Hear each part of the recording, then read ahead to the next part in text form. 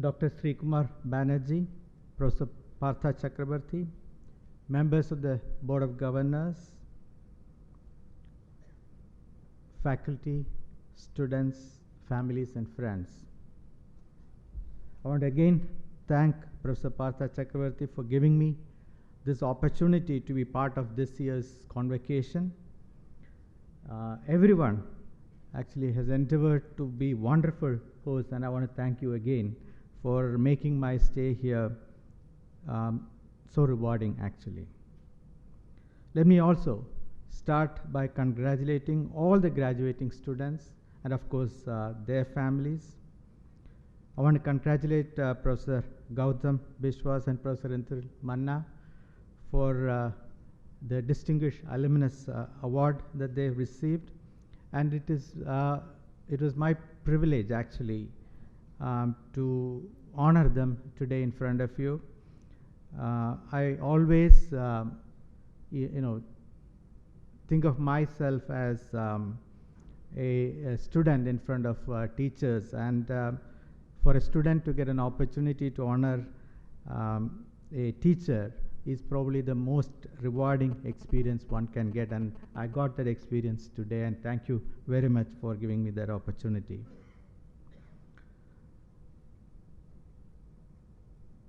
I'm sure that there's a tinge of sorrow at leaving the institute and the friends you made over the last few years. These friendships last a lifetime. I'm telling you from my own experience. I can assure you that I'm in touch with my batchmates from IIT as well as from my school actually, and we all met almost 45 years later recently, and it was wonderful, of course, to meet all those friends, and suddenly you get transformed to becoming a child again in some sense when you meet your schoolmates and you start calling each other names you used to call those days, and all the talk is about your school days, and it's as if the years have not passed and you become young again, and you will and you should treasure all these friendships. Yesterday I had the occasion to visit several labs to see some of the interesting research projects in cybersecurity, biotechnology and neuroscience, and chemical engineering. For example, in water purification, kidney dialysis. These research projects are important to the nation, and I hope that they get the support that they need. I hope the scope increases and these team sizes continue to grow. They must connect with other teams working in similar areas elsewhere in India and coordinate such that they reinforce each other. We have to make these into much larger programs, and the impact has to be significant and faster. We need to set ambitious goals, as I said, so that the impact is bigger. I'm glad that I got an opportunity to meet the people doing this research. I then visited the student Gymkhana and met Team Kart and Robo Soccer teams. I think their passion is infectious, and I came away inspired with their brilliance and their resourcefulness. I'm really impressed with the work, and I even saw how the work is sustained as seniors pass out and the next batch of junior students take over. Let me wish these teams all the very best as they compete internationally.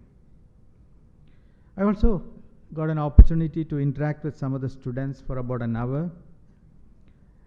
I could have gone on because the questions kept on coming, but we had only 1 hour. It was interesting to answer their questions since it gave me an insight into their thoughts, their concerns, their perceptions.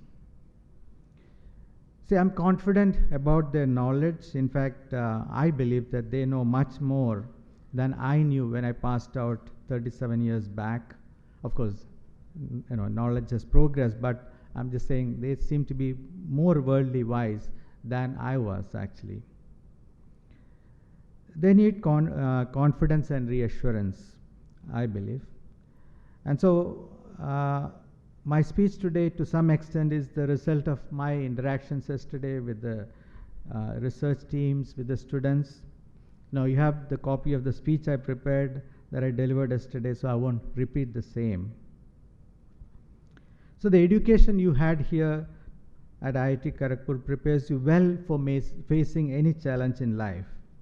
This is part of the explicit knowledge that was shared and that you learned. So I want to talk about skills that you may have imbibed but may not be explicitly. These skills are equally important as you embark on the next phase of your life. A phase of contributing back, earning a living, raising a family, building an organization, building a nation, and contributing to the world in general. Now, before I talk about these practical lessons, I also want to talk about the environment that you will get to join. Till now you were in some sort of protected environment. Your parents were there, your teachers were there, you were in an environment like the IIT Kharagpur. But you are going to join a research organization, a business, a different set of structures and governance mechanisms. Now, of course, you all have chosen and will choose the organization you want to join, but I don't believe you will get the environment that you desire. It will be actually there when you go there. It's very different from the academic environment. So you have to deal with the cards that you're dealt with. And remember that many others are being dealt with the same set of cards. So how you play with the cards that you're dealt with will decide how you prosper and how you win in the future. And you need to have certain basic principles, certain basic values as you enter this new environment, and this is what I want to briefly talk about very quickly. First and foremost, I want to tell you that yes, you have all received your degrees, but your education is not over. This is only the beginning, according to me. In fact, your education should never end. You have to continue to learn for the rest of your life. You are going to move into a new environment. You need to learn about this environment in order to contribute. You will learn about new responsibilities as you progress in your career. You learn about things that make your work richer. You will learn about how you interact with people, how you manage people, lots and lots of things, how you become a leader. And all of these must be seen as formal learning opportunities. Look for models, look for mentors, look for people who can help you. Now, I can tell you that even today I spend about an hour reading every day. Because if I don't do that, I feel I will be left out. I will lose my edge. And I will not be able to stand in front of you and talk confidently. Second is you need to understand the principles that govern our lives. What do I mean by this? An example of a principle is from physics is gravity. All objects feel the effect of gravity. Similarly, we control our behaviors. That's under our control. Principles control our outcome. An example is what we eat, a very simple example. If we eat healthy food and exercise regularly, we stay healthy, right? We choose what food to eat, we choose the exercise, and the result is healthy life. Now, if you say, I just want to be healthy and not do these things, you will not be healthy, right? So that's what I mean by principles of life. So if you save a little money and invest this systematically, over time, this becomes huge savings. If you learn something new every day, over time, you will become smarter. If you have big dreams and work consistently toward this, you will succeed in life. This is from my experience, of building Infosys. We set a vision for Infosys to be a globally respected corporation. Every action we took every day was towards achieving this vision.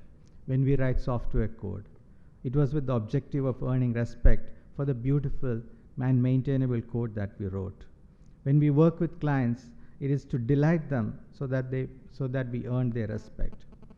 We give superior financial returns to our investors and earn their respect.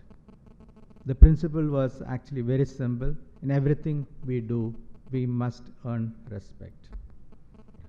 Third is we all live by our values. Values govern our behavior in our day-to-day interactions, especially when there are no rules. For example, you strive for excellence in everything you do. It means that striving for excellence is a core value for you. Please define a set of values that you will live by. Others will recognize you by your values. Fourth, cultivate a love for science and technology. Of course, all of you are graduating from this institute, but understand deeply how science and technology is very, very important for progress, for society, for a nation, how it adds to productivity, how it adds to economic growth, how it adds to the per capita income, how we need to become self-sufficient. And you heard our chairman speak about the need for developing deep expertise in science and technology. See, we are living in an age of exponential technologies, and Moore's law that states that the speed of a microprocessor chip doubles every 18 months. In the last 40 years since the introduction of transistor, the number of transistors in an IC has grown 100 billion fold, and that's why I'm saying we are living in an age of exponential technologies. Now, these processors are inside our smartphones, our computers. I saw the robo soccer yesterday that had these microprocessors, and hence the speed of these when the speed of these microprocessors doubles every 18 months, all those devices actually become a lot more powerful. Everything that uses microprocessors improves exponentially. And that's why we will have in the future driverless cars. The smartphones that we have are actually supercomputers. We will be able to actually decode the code of life, the DNA. We are now proposing to edit DNA to modify life and even create new life. Fifth is entrepreneurship. Now, to me, I define actually entrepreneurship very broadly. It's a lot more than starting a new business. It's an attitude towards life. Entrepreneurs thrive on challenges. They find solutions to these challenges, and some, of course, create successful businesses around these solutions. They are problem solvers. They're eternal optimists. You want such people in your team, you want such people as your friends, and you want such people in your businesses, and I would say, in institutions like IIT Kharagpur. They are not afraid of failures. They see failures as learning opportunities and keep trying to do better till the problem is resolved. Sixth is transparency and the power of transparency. We are actually living in a world of transparency. Everything that we do will actually get public at some point of time. So if you assume that whatever you do is going to be disclosed in the future, and prepare yourself and do things properly, do things in a manner in which it benefits everybody. There is no undue resource utilization and things like that, unfair practices. Then you don't have to be worried about living in an age of transparency. Why I say this is with social networks and things like that, the power in the hands of the individual is tremendous today. And you see this every day. If somebody has a mobile phone, they're going to video record this, upload on Twitter or social network, and it is available to the entire world. And everybody has a mobile phone today. So we are living in an age of transparency, and it is best to know that you are in public every single minute, and it's more important if you are a leader. Next, I want to talk about giving back. We had an example of giving back. One of the companies that was started at IIT Kharagpur, Capillary Technologies, actually gave back to the institute, I think, 5 crores.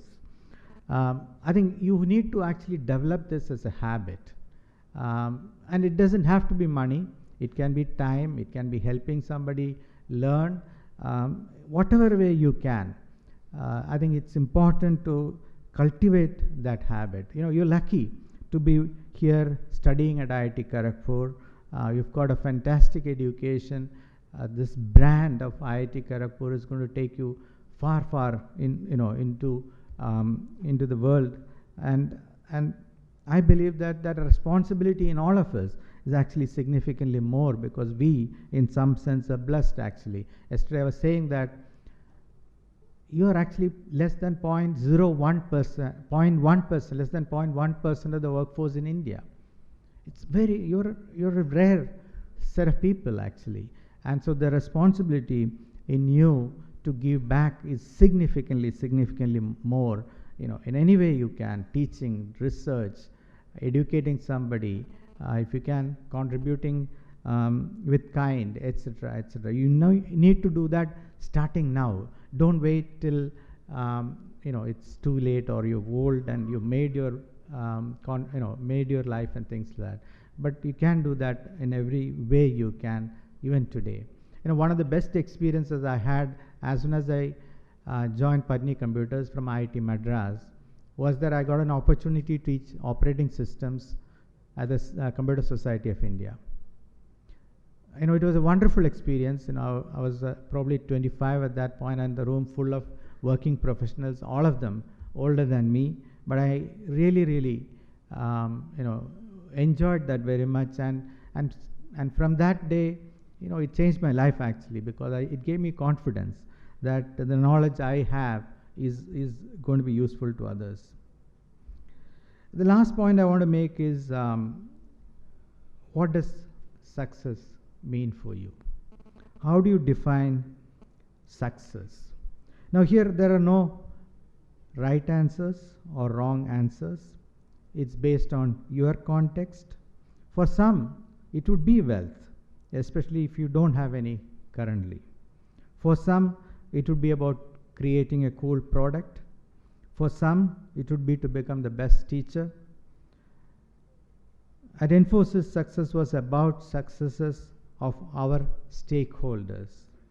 We wanted our customers to succeed in their business using Infosys. We wanted our employees to achieve their life goals working for Infosys.